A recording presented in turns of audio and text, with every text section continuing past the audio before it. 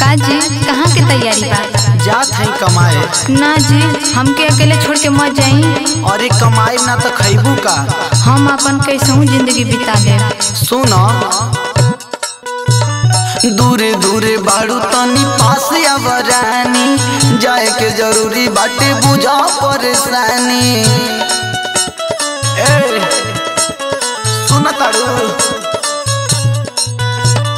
दूरे दूरे बाड़ू तनी पास आवरानी, जाए के जरूरी बाटे बुझा परेशानी।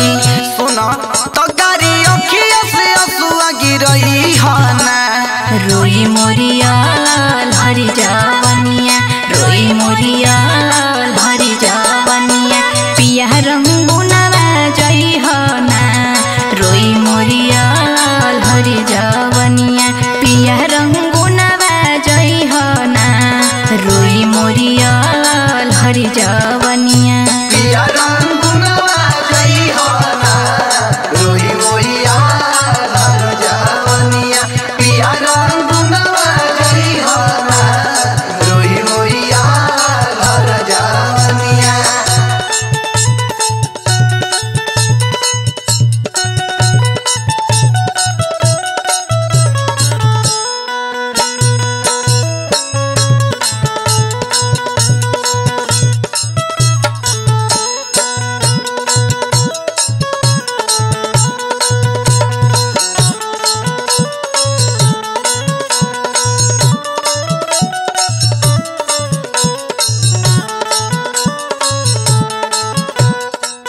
अरे ना होई कमाई धमाई तो हाई कुल नया नया पहनी के कहाँ से आई।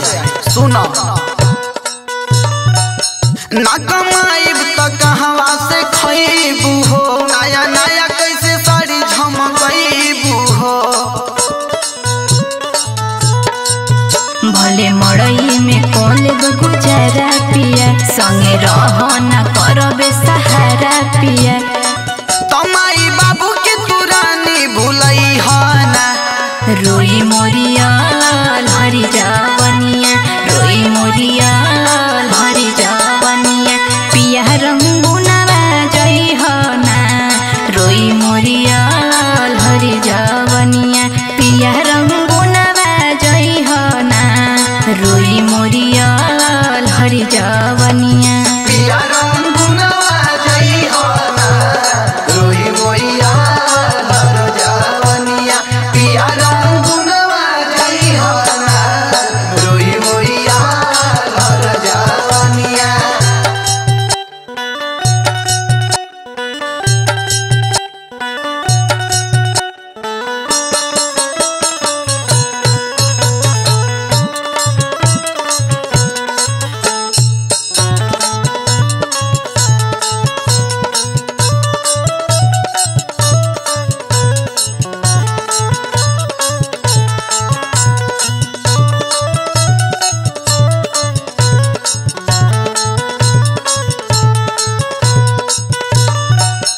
कुछ पावे खातिर कुछ खोवा गोरी, नहीं लोगवा से कजरा के धोवा गोरी।